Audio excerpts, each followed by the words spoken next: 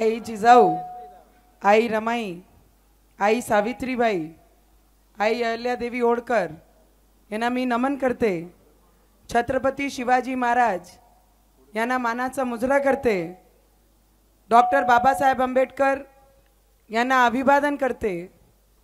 आदरणीय मंचवर उपस्थित ज्या पक्षांनी रवीजी या मतदारसंघाला घडवून आणलं असे प्रत्येक माझा कार्यकर्ता, माझे पक्षाचं आणि या पक्षाचे ज्यांनी एक युवा म्हणून या पक्षाची सुरुवात केली, तुमचे सगळ्यांचे भाऊ, बन्नेरा मतदारसंघाचे आमदार रवीजी राणा, लप्पी भैया, कात्रे मामाजी, वानखडे काका, कस्तुरे काका, अजय गाडे काका, कमल किशोर मलानी काका, पवन भैया जाजुदिया, जीतू भाऊ दुधाने, अजय जी देशमुख, जिल्हा अध्यक्ष ज्योतिताई सैरेसे, नितीन भाऊ बोरेकर, संजय भाऊ इंगासपुरे, सुमतीताई ढोके, आशिष जी गावंडे, अजय भाऊ जयस्वाल, सगळे मान्यवर जोडेही मंचावर आहे।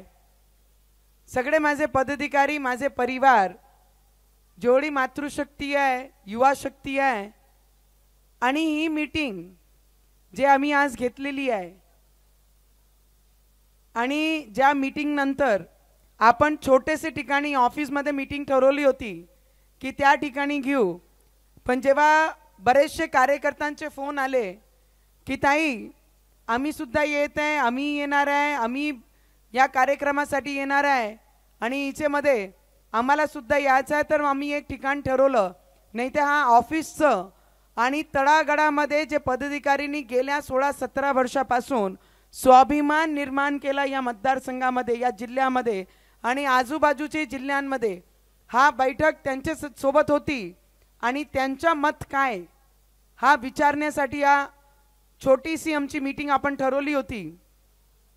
सगळ्यांनी आपले आपले विषय इथे मांडले, पदाधिकाऱ्यांनी आपले मत मांडले।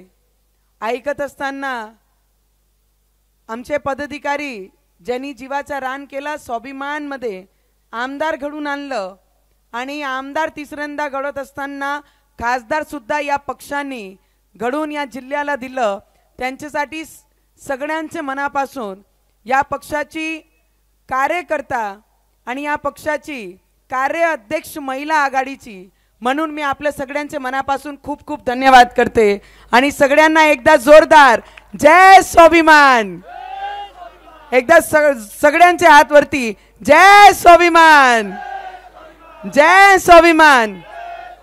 ही मुठात खूप मोठी ताकद आहे बरं।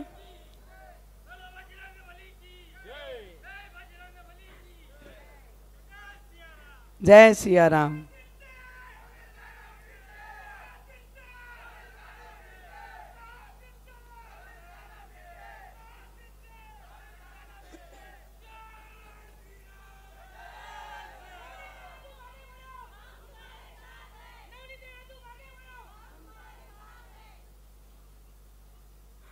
या कार्यकर्त्यांनी रवीजी मला बरेचशे गोष्टी आठवते।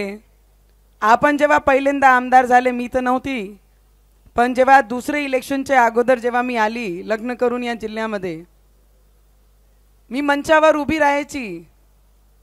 आजही सगळे सिनियर नेते आहे या जिल्ह्यामध्ये आणि तेव्हाही होते, मी मंचावर उभी राहायची तर माझी टिंगल उडवायचे, मला हिरोईन म्हणून। तेव्हाही ते माझं नाव घ्यायचे, हिरोईन आली म्हणून। आणि मंचावर आल्यानंतर मी बोलायला सुरुवात केली, शिकण्याचा प्रयत्नाला सुरुवात केली, तेव्हा मी मंचावर बसत असताना टिंगल उडवायचे आणि तेव्हा मी सुरुवात केली, कारण डॉक्टर बाबासाहेब आंबेडकरांना मानणारे आम्ही आहे, छत्रपती शिवाजी महाराजांचे विचारावर आम्ही चालणारे आहे। संघर्ष कायले म्हणते, जिद्द कायले म्हणते, संघर्ष आम्ही आमचे डॉक्टर बाबासाहेब आंबेडकरांकडून शिकलो आणि जिद्द काय असते, स्वराज्याचा निर्माण कायले म्हणते, ते छत्रपती शिवाजी महाराजांकडून आम्ही शिकलो। आणि ते करता करता रवीजी ते हसत होते, मी शिकत होती। ते हसत गेले, मी शिकत गेली. ते हसत राहिले, मी शिकत गेली. आणि मी 5 वर्षाचे कार्यकाळ माझा खासदारकीचा पूर्ण केला. ते अजूनही हसताय आणि येणाऱ्या भविष्यामध्ये सुद्धा त्यांना मी हसण्यासाठी सोडलेलं आहे. आणि मी तळागाळाचे लोकांसाठी जमिनीवर जाऊन मातीमध्ये राहून त्यांच्यासाठी काम करण्याचा प्रयत्न मी गेल्या 5 वर्ष नाही 13 वर्षापासून या जिल्ह्यासाठी करते आहे. आपले आपले मत, वेगळी वेगळी बातमी जे चॅनलवर येतात, मला बरेचसे रवीजी आपल्याला माहीत नसन, कारण जिल्ह्यामध्ये फिरत असताना माझे खूप सारे कार्यकर्त्यांनी मला मेसेज टाकले की ताई आम्ही आज खूप लांब आहे, तर मी या कार्यक्रमाला बैठकीला येऊ शकत नाही आहे, पण तुम्हाला एक विनंती आम्ही नक्की करू. आणि युवा कार्यकर्ता असे करीबन 50 मेसेज मला असं माझे कार्यकर्त्यांचे आले असन की तुमचा निर्णय हा शेवटचा निर्णय आमच्यासाठी राहील.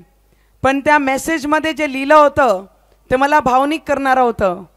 त्यांनी म्हटलं, रक्त देऊ या पक्षाला आम्ही मोठं केलं, आमचे एक एक पसिनाचं बूंद देऊन आमदार आणि खासदार आम्ही या पक्षाचे निर्माण केले.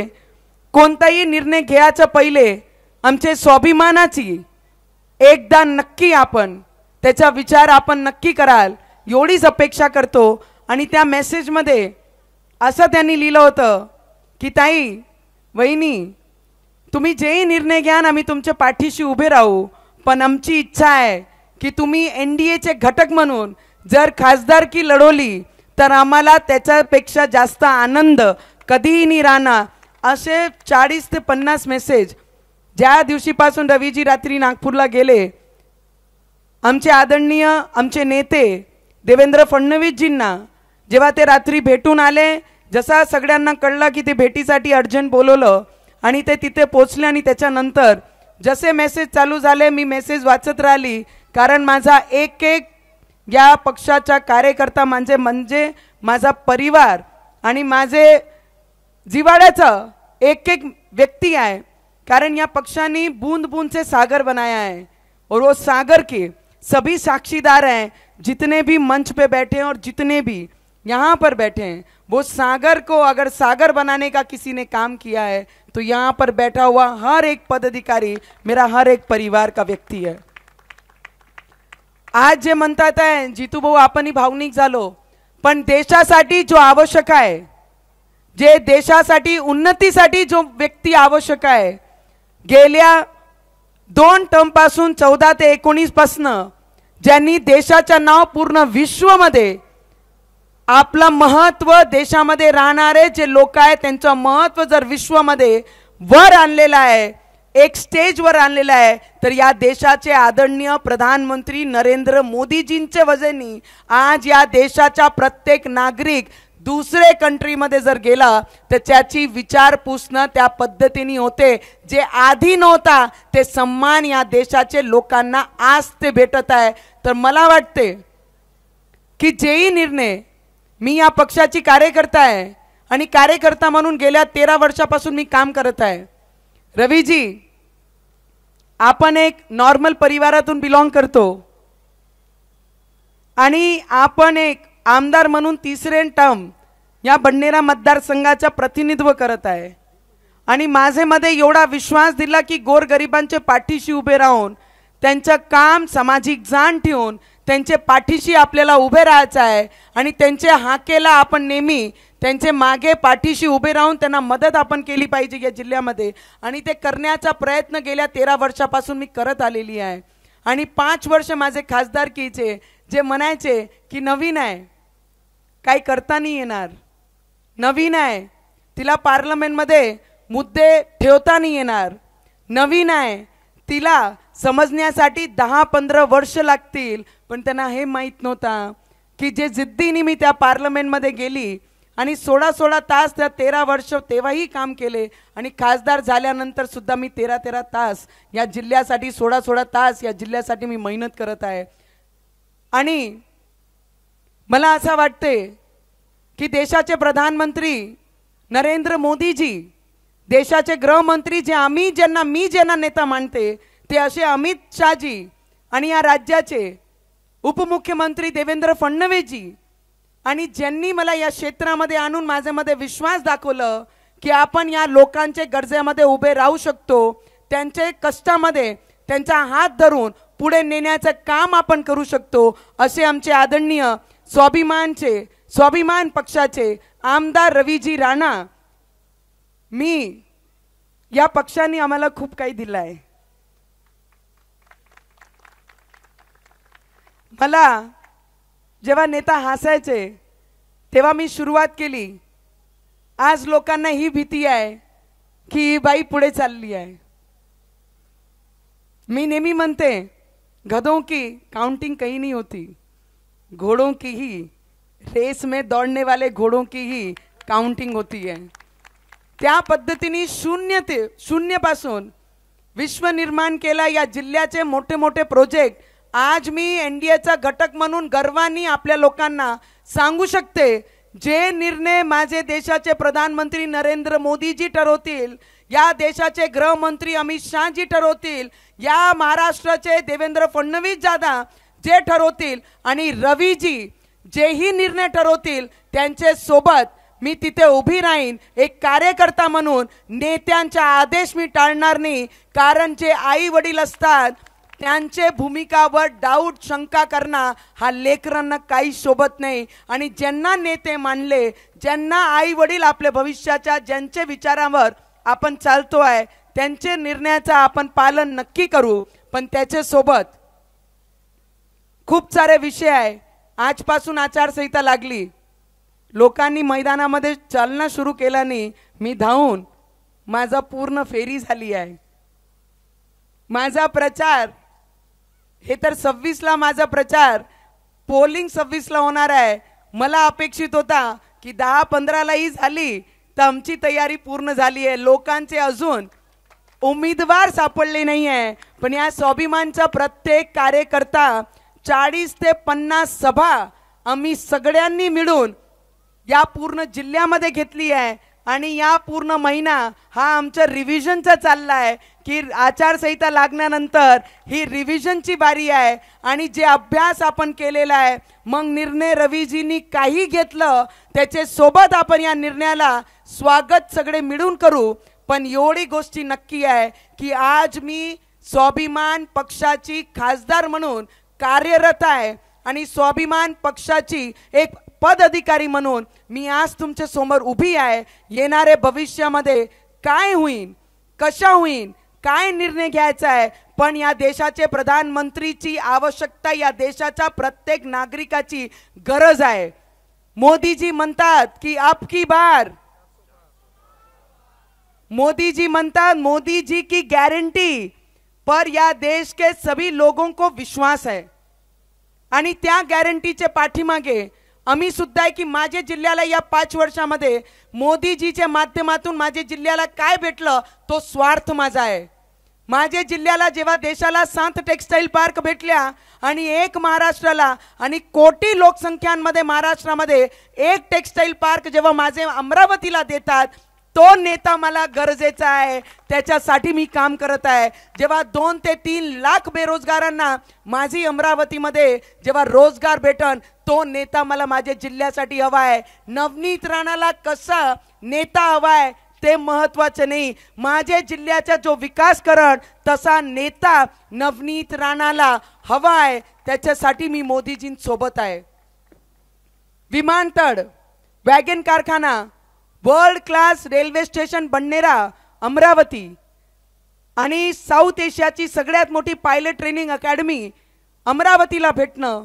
जेव्हा काही पत्रकारांनी, आमचे सगळे भावांनी काही न्यूजपेपरमध्ये टाकलं की IIMC हा नागपूर चालली आणि विमानतळ बंद पडणार, जेव्हा हा बातम्या आल्या तेव्हा मी गुहार लावणारी तुमच्या वतीने जर केंद्रामध्ये गेली असन तर तुमची आवाज बनून तिथपर्यंत गेली. आणि सामान्यांची आवाज ऐकणारा जर देशाचा नेता प्रधानमंत्री नरेंद्र मोदीजी सारखा असन तर नरेंद्र मोदीजी हा माझा नेता म्हणून मी या क्षेत्रामध्ये काम करत आहे. आणि प्रत्येक ठिकाणी निराधार पासून जे प्रश्न मांडले त्याच्यावर शिक्कामोर्तब करणं आणि गोरगरिबांना मदत करणं, शेतकऱ्यांचे महिन्याचे वर्षाचे जे 6 ते 12 हजार रुपये राज्य आणि केंद्र सरकार जे वाढून देते तो नेता मला हवा आहे की माझ्या जिल्ह्याचा जो विकास करण, शेतकरी, शेतमजदूर, बेरोजगार मुलांसाठी, त्यांच्या भविष्यासाठी जो माझ्या सोबत उभे राहीन, माझ्या पाठीशी उभे राहीन, तो नेता मला या जिल्ह्यासाठी आणि त्यांचेच विचारांवर मी चालणारी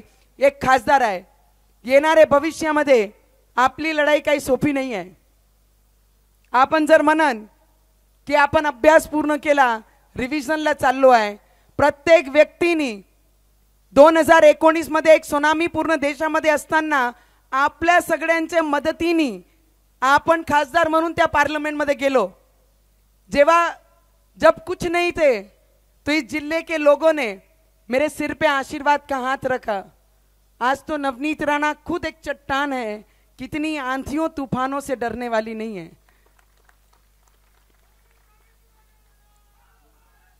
गावागावांमध्ये जाताना रवीजी, आपण शहरांमध्ये, ग्रामीणचे मोजके लोकांमध्ये, पण मी तळागाळाचे लोकांपर्यंत जेव्हा पोहोचते, ते लहान बाळापासनं ते 80-90चे वयाचे जेवढे बुजुर्ग लोक आहे, ते मला माझे डोक्यावर हात ठेवून सांगतात की आम्ही आजपर्यंत खासदार आमचे गावात आणि आमचे गल्लोगल्ल्यामध्ये फिरणारा असा नेता आणि असा खासदार या एवढे वर्षामध्ये पाहिला नाही. हा पहिले खासदार आहे की गोरगरिबांचे घरापर्यंत, शेतकऱ्यांचे तळापर्यंत जाणारा आणि त्यांचे हाकेमध्ये त्यांच्या पाठीशी उभा राहणारा. आणि 2300 गावपैकी मेजॉरिटी प्रत्येक गावांमध्ये 4-4, 5-5 वेळा आणि काही गावांमध्ये या 13 वर्षामध्ये 13-13, 14-14, 10 एक खासदार म्हणून या 5 वर्षामध्ये मी जाऊन माझा कर्तव्य मी पूर्ण करत आहे. फक्त आपल्याकडनं सगळ्यांकडनं अपेक्षित आहे, आमचे जेवढेही राष्ट्रीय, आमच्या पक्षाचे जेवढेही नेते आहे, जेवढे आमचे मार्गदर्शक आहे, रवीजी, आपण खूप वेळी खूप भावनिक होऊन जातो. आपण काही लोकांनी म्हटलं सोडून जाऊ नका. मी कुठे चालली नाही बाबा, मी स्वाभिमानची आहे. आणि काही गोष्टी असतात की आपल्याला जीवनामध्ये त्याच्या सोबत राहून आपले लोकांचं भविष्य पाहावं लागते. आणि एक नेता म्हणून माझ्या जिल्ह्याचा विकास म्हणजे माझा विजन आहे. आणि त्याकरिता रवीजी, जे आदेश तुम्ही द्याल, एक वाईफ म्हणून, जीवनसाथी म्हणून मी घरी आहे, पण जेव्हा लोकांसमोर येते तो एक कार्यकर्ता म्हणून, पक्षाची एक खासदार म्हणून मी काम करण्याचा प्रयत्न करते.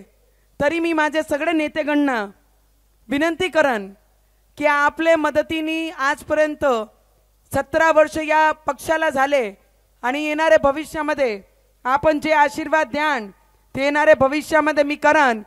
आणि काही लोक टीका करत असताना आपली मर्यादा विसरून जातात.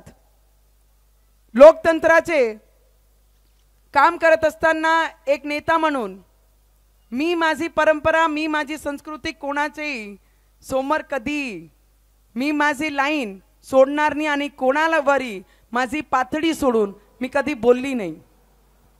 डोकेताईंनी म्हटलं भातकुलीमध्ये काय घडलं, डोकेताई ज्यांना आपल्या जिल्ह्याचंच महत्त्व नाही ते माझ्यावर किती बोलल्या त्याला मी महत्त्व देत नाही. आणि असे लोकांना मी कधी विचारपूस करत नाही.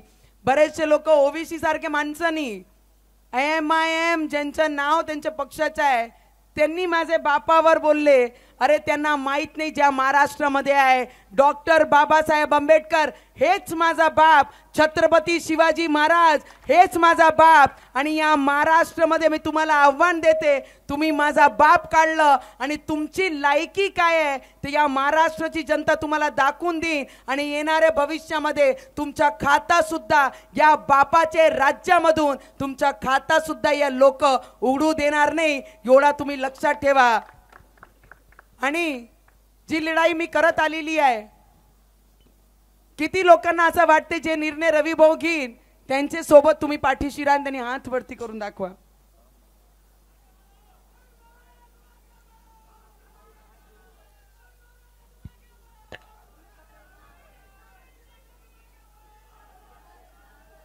मुट्ठी में बहुत ताकत है ना. जो स्वाभिमान को बोलते थे,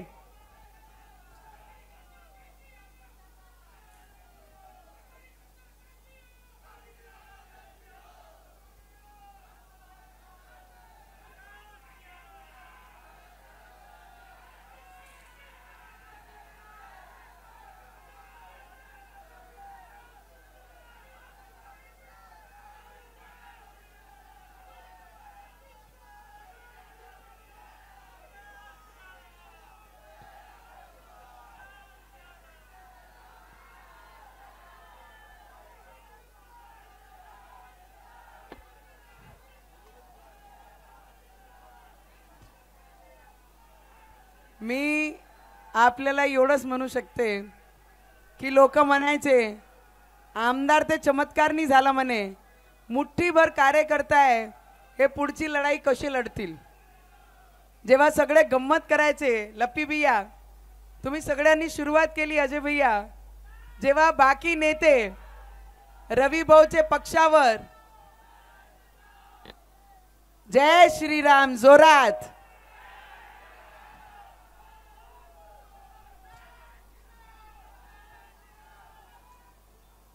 जेव्हा लोक नेते म्हणे रवी राणाजी पहिल्यांदा आमदार झाले तर चमत्कार नाही झाले म्हणे, छटाकभर कार्यकर्ता घेऊन एवढी मोठी जंग कशी लढन म्हणे, छटाकभर मुठ्ठीनी, जिथे 5 बोटच लागते ते मुठ्ठीनी पूर्ण जिल्ह्यावर मातीचा कार्यकर्ता काय असते ते मोठे मोठे पक्षाला दाखवून दिला आहे की आम्ही जिथे आहे.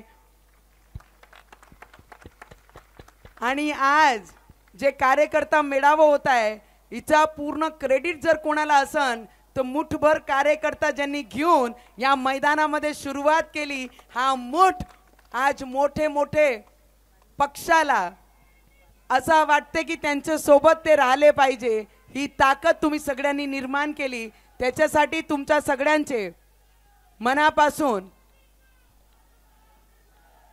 कहो दिल से हैज बाबा.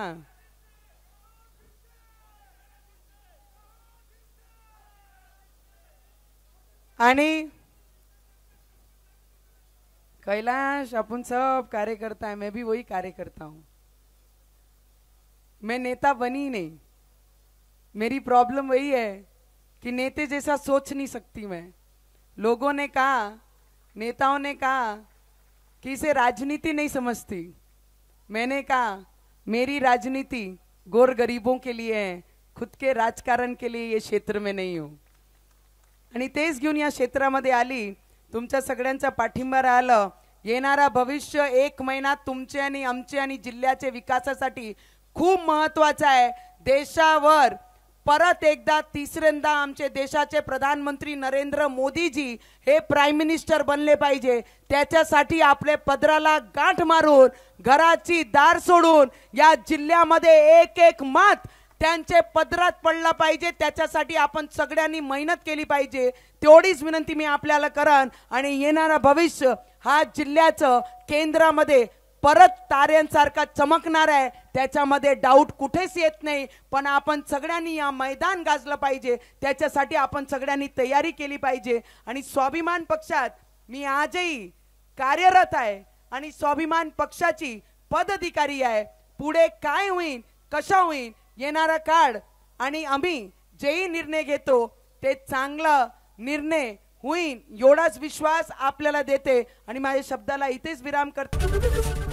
एबीपी माझा, उघडा डोळे बघा नीट.